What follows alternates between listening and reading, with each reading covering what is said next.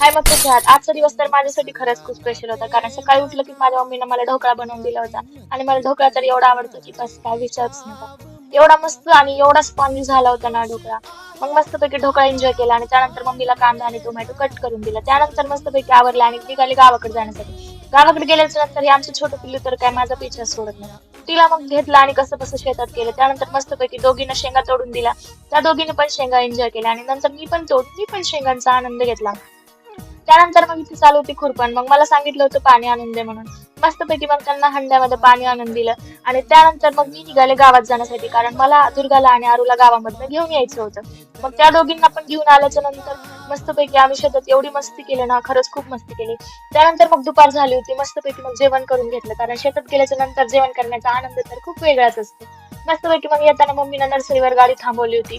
मग मस्त वगैरे तिथनं काही झाडं घेतले होते आणि घरी पार्सल आलं होतं, सो ते ओपन करून पाहिलं. चला मग भेटूया नेक्स्ट ब्लॉग मध्ये.